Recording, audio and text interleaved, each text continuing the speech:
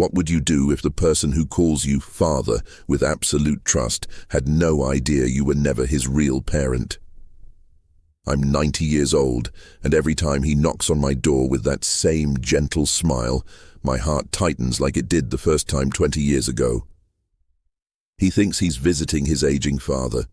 He brings groceries, straightens my pictures on the wall, updates me about his children, and calls me Dad, in that soft, careful voice people use when they're afraid time is running out.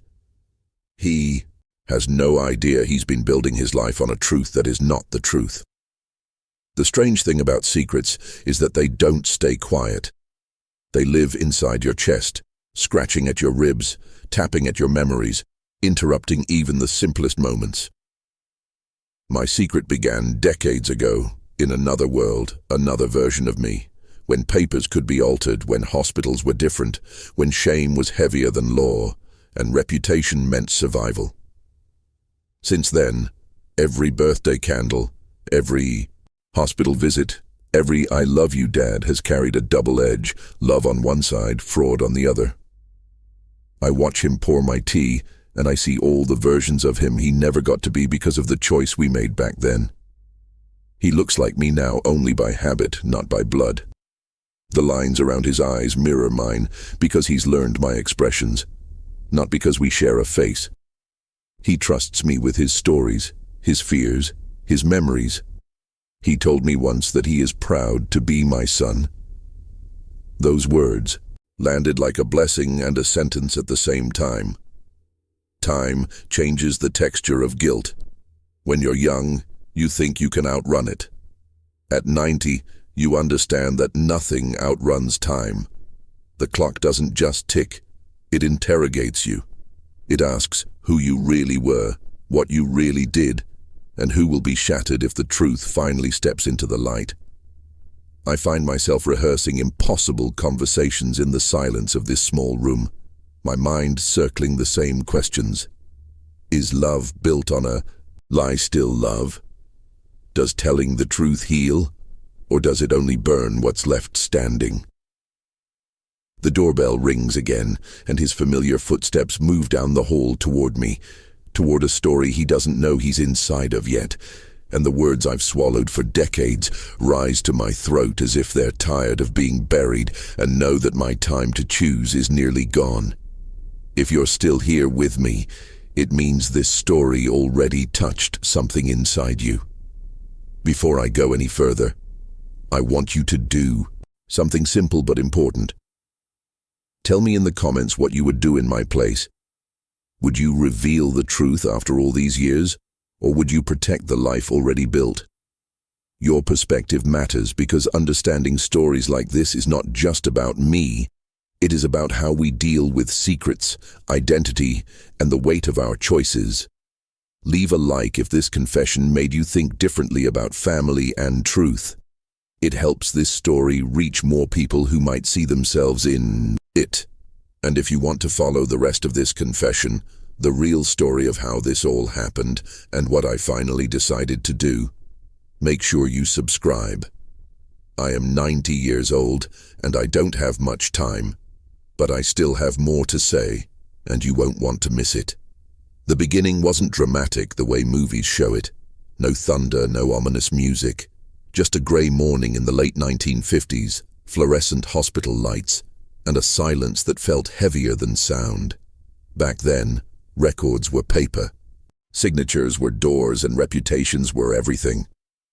My wife's face was pale on the pillow, exhausted, frightened, and already carrying the weight of something we had not yet dared to name. Outside that room, the world believed in tidy families and spotless stories. Inside, our reality was cracked in ways that could not be shown in daylight. There had been whispers long before the birth, a name we didn't speak, a timing that didn't add up, a truth no one could safely admit without tearing several lives apart. The hospital matron knew us, knew my family, knew what a scandal could do in a small town where people pretended not to look while watching everything. One conversation, hushed and hurried, changed the direction of 2 children's lives. A switch, an omission. a line on a form filled differently than facts. I will not tell you exactly which shape the lie took that day, only that it was deliberate, and it wore the mask of protecting everyone. I remember the moment they placed the baby in my arms. I felt something I did not expect. Not certainty, not triumph, but a cold current of fear under a warm surface of tenderness. He was not mine by blood, and yet in that instant I knew he would learn my laugh, walk my sidewalks, carry my last name, and believe the story we built for him. My wife looked at me with eyes asking a question without sound. Are we really doing this? I nodded, and the nod was a lock turning. From that day forward, the lie didn't feel like a single decision. It became a house we lived in, one small adjustment after another. A sentence avoided here, a photograph not kept, a letter burned, a relative told to keep quiet, for everyone's sake. The world outside kept moving through the decades, wars ending, governments changing, new music, new machines, while our secret aged with us, growing heavier as it survived every year. It wasn't spoken aloud. You'd be surprised how easily truth can be buried when enough people are afraid of what it can ruin. There were nights when the walls of that house felt closer, when I'd hear a radio newscast about identity, about missing people, about mistakes in maternity wards, and my heart would slam like a fist on a locked door. Was this a crime, or was it a rescue? Were we protecting a child from shame, or stealing a life that wasn't ours to shape? The questions circled, unanswered, because in those days, questions like that were considered dangerous, and silence was considered virtue. Yet, secrets don't freeze time. Children grow, faces change, history leaves marks. And every year that passed made the path back to truth longer and more tangled. There came a moment when I realized the lie wasn't something we were keeping anymore. It had begun keeping us.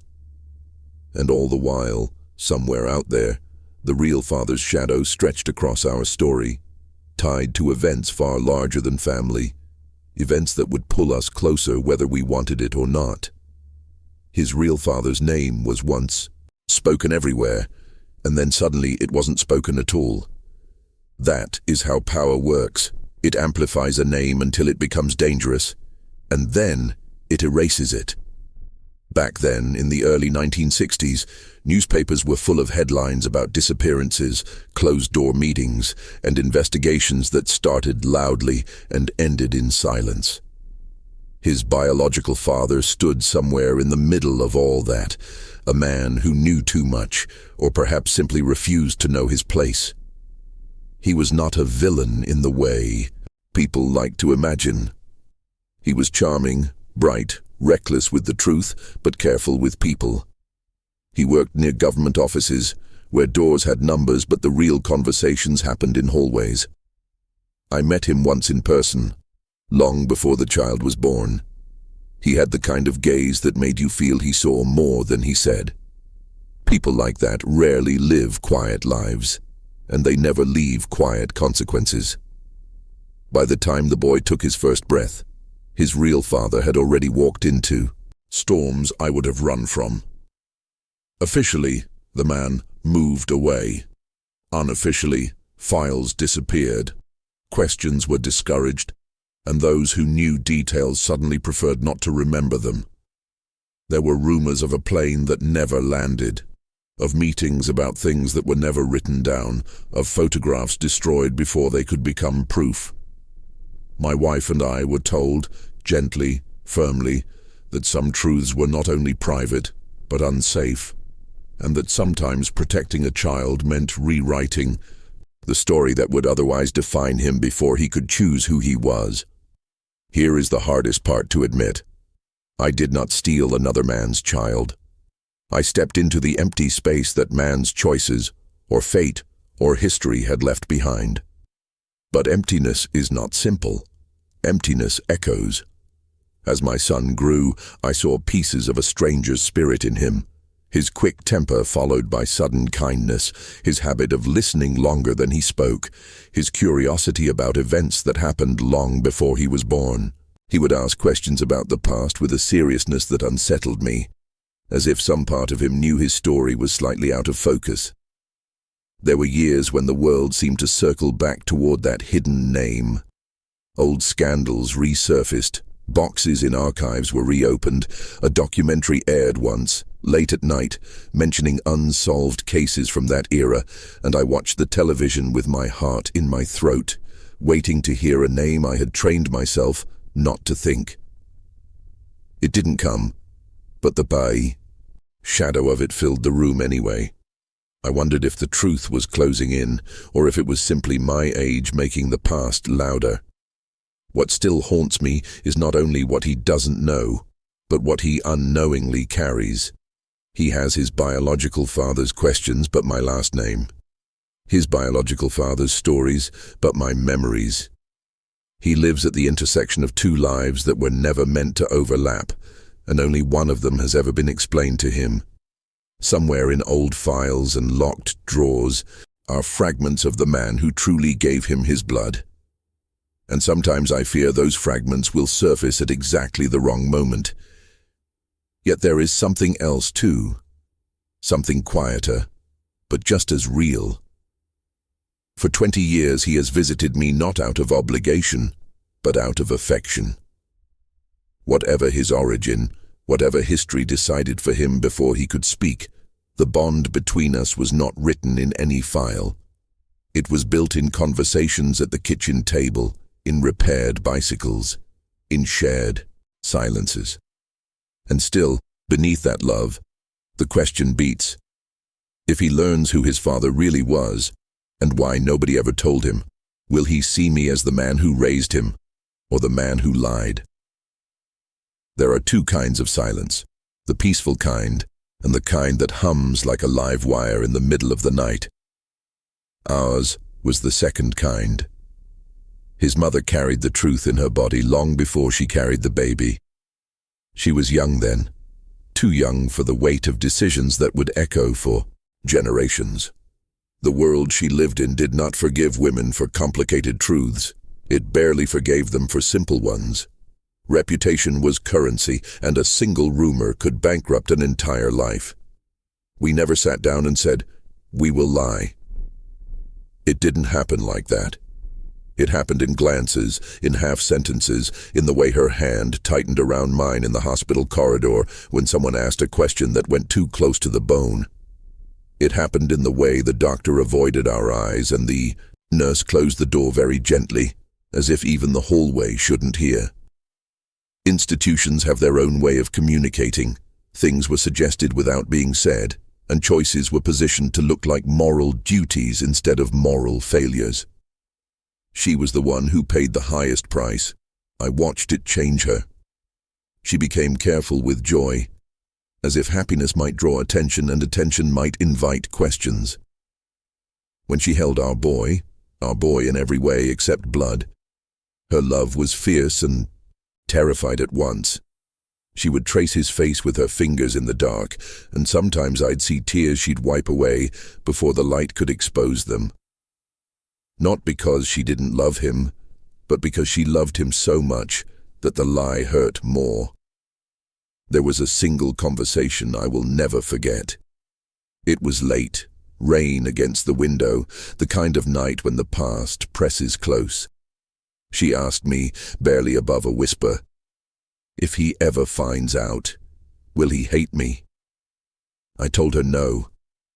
I told her we did what we had to do. I said all the sentences people say when they are trying to survive their own choices. But I saw it in her eyes. She didn't believe me. She carried fear like other women carried handbags, always with her, even when it didn't match the moment. Over the years, life layered itself over the secret. School plays, scraped knees, graduation photographs, but the pact of silence never softened. We guarded it like people guard a bridge with missing planks. Carefully, thoughtfully, never letting anyone walk across too fast. Letters were hidden, certain relatives avoided, certain subjects treated like thin ice. A priest once came close to the edge of our truth during confession. She emerged pale and shaking, as if she had walked past a cliff she could suddenly see clearly. Guilt did not make her bitter. It made her fragile. She became the kind of person who apologized to furniture when she bumped into it, as if the world itself deserved better than what she had done.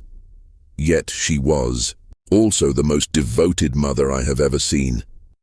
She stayed up through fevers, defended him when teachers misunderstood him, remembered every small preference he never even knew he had.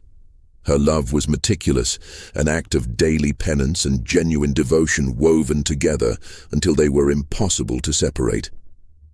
When illness finally came for her later in life, there were moments when the boundary between past and present thinned. She would grip my wrist and whisper, "We should tell him." And then, the next morning say, "No, it would ruin him." She died with the secret still inside her, and I sometimes wonder if it was the secret that hollowed her out, slow and patient. But I also know she believed, with all the strength she had, that she was protecting him from a truth he never asked for. Now, when he visits and sets flowers by her picture, he calls her the best mother anyone could have had. And he's right. He just doesn't know the whole story she carried in silence. The pact we made was never written, never spoken aloud, but it survived decades like iron underwater. And here I am, the last living keeper of it, asking myself the question she asked in that rainy windowed night. If he learns everything, about her, about me, about his beginning, will love survive the truth we buried? For the last 20 years, his visits have followed a gentle rhythm, like tides returning to the same shore. He arrives with the careful steps of a man who has learned to respect time, carrying groceries, medicine, small envelopes with photos of his children, my grandchildren, who look for me in his stories and not in my face. He sits in the same chair by the window every time. He knows where I keep the sugar, how my knees sound when I stand, which memories are safe and which ones make me go quiet. To him, these details are proof of blood. To me, they are proof of how powerful love can be even when it grows from a lie. There is a moment he doesn't notice, but I do every single time. When he bends down to hug me, he closes his eyes and breathes out like someone arriving home. That small exhale is the sound of his certainty. This is my father. It is also the moment my guilt sharpens. 20 years of birthdays, hospital stays, small repairs around the house, silent car rides. He has been faithful in ways I never deserved. He believes he is honoring his real father. He doesn't know he is honoring a story we invented to protect him from another one that was far more dangerous. We talk about ordinary things, the weather, the price of bread, how his youngest broke an arm climbing a tree. Ordinary things have extraordinary weight when you know they rest on a secret. Sometimes he will laugh and say, "I'm becoming just like you."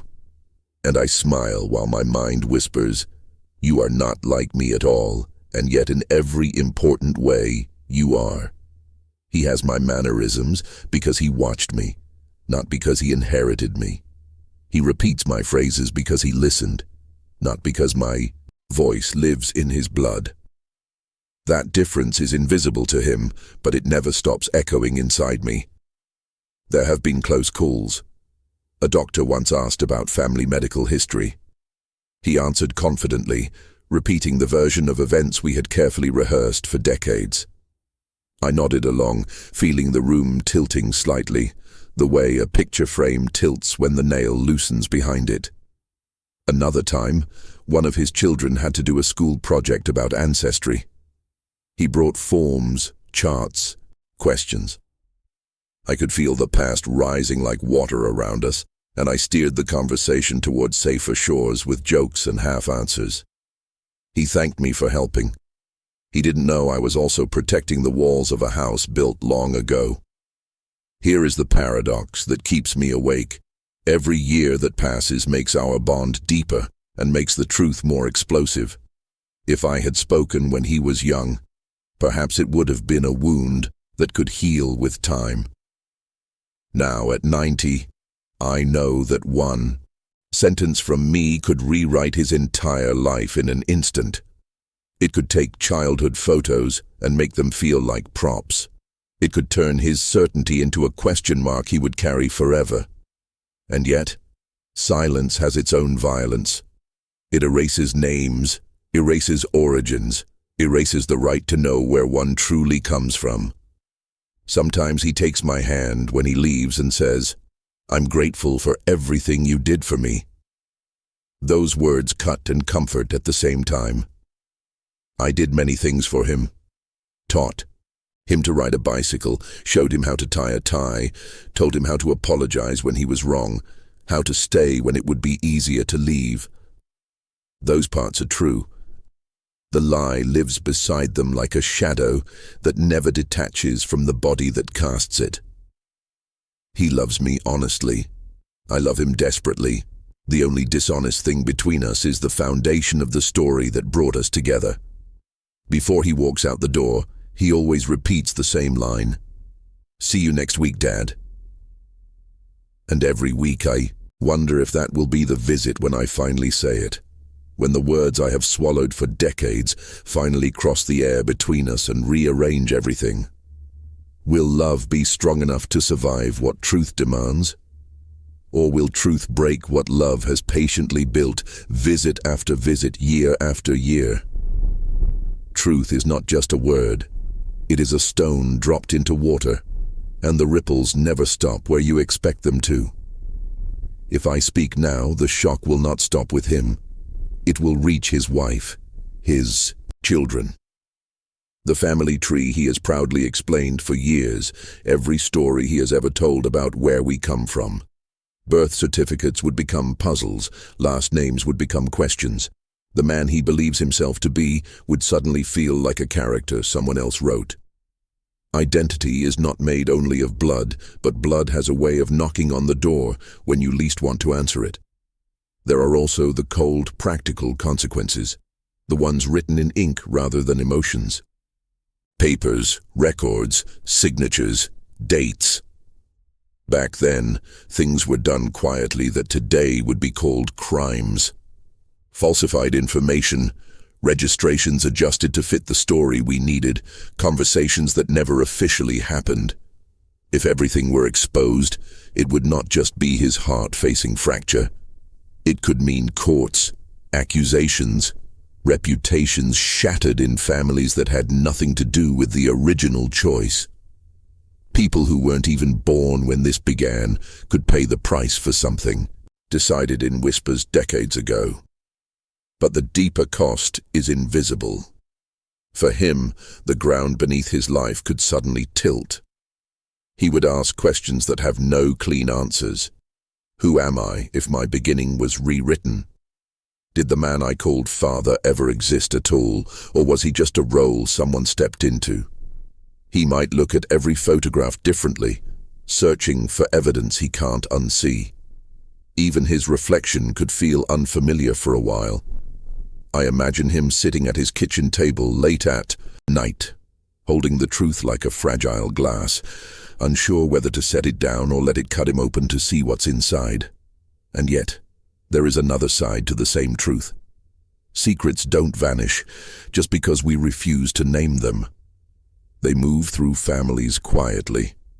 They break through in unexpected ways. DNA tests gifted as holiday fun, medical histories that suddenly don't add up, an old relative who talks too much at the wrong dinner. The world has changed. Technology has turned mysteries into math and blood into data. The question may not be whether he will discover the truth, but whether he will discover it from me, with love, or from a stranger, with shock. I fear his anger, yes, but more than that, I fear his pain. The look in his eyes when trust changes color. The silence on the other end of the phone if he decides not to call anymore. The possibility that in trying to protect him all these years, I have actually stolen something that belonged to him. The right to know his own story.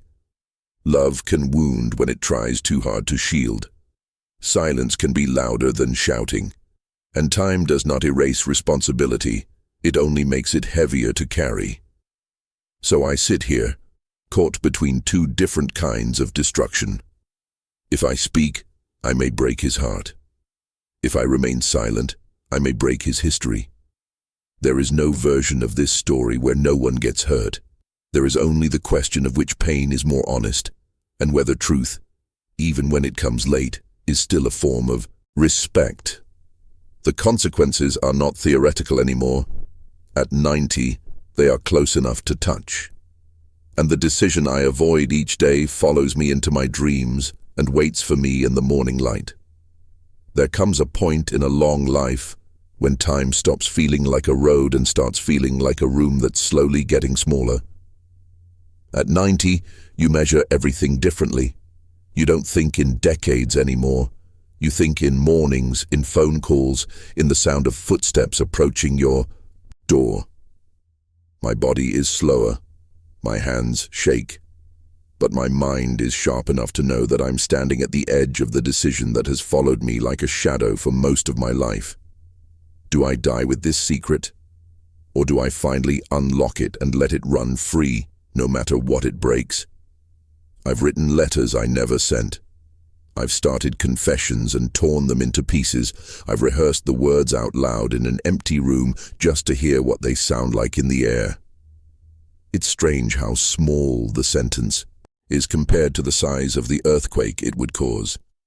I am not your real father. 5 simple words that could redraw every line of his past. I imagine his face when he hears them. I imagine disbelief, then anger, then the quiet that hurts more than shouting. But I also imagine something else.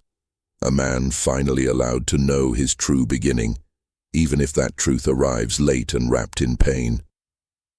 Sometimes I think about waiting until after I'm gone. A sealed envelope labeled, "Read this after my death."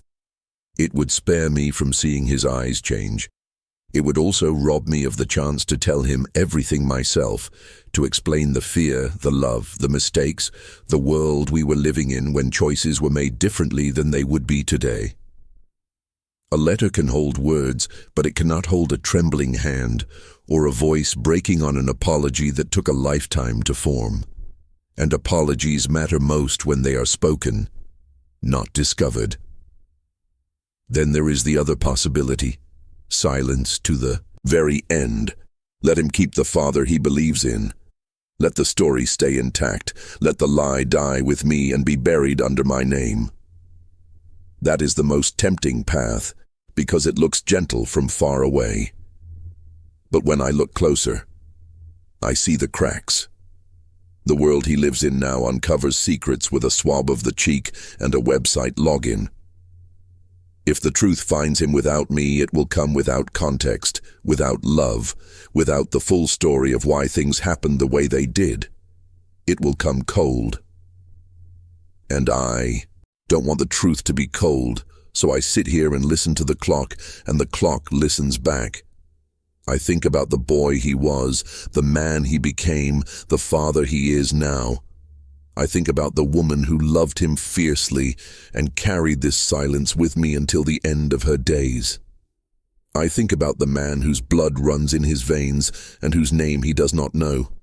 And I realize that whatever I decide, I will be both right and wrong at the same time. That is what life really is. Decisions without clean answers, love tangled with regret, truth standing beside mercy like two strangers who cannot quite embrace. Tomorrow he will visit again. He will straighten the photos on the wall, ask how I slept, make me tea the way I like it. I may open my mouth and finally say it. I may close it again and let the moment pass, as I have so many times before.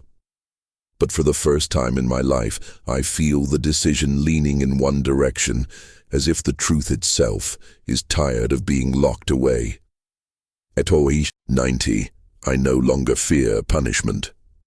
I fear leaving behind a story that is not real, a map with the wrong starting point. If you are still here listening to a 90-year-old's confession, thank you. It means you didn't just watch a story. You stayed with a life, with its mistakes, its love, and its unanswered questions.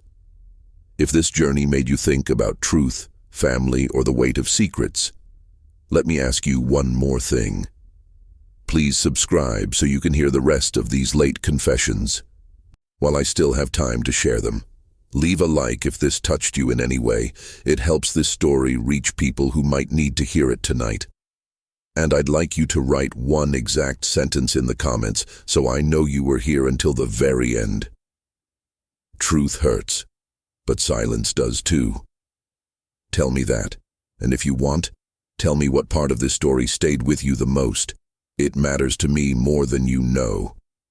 Now don't go just yet. There's another story on the screen waiting for you. Click it.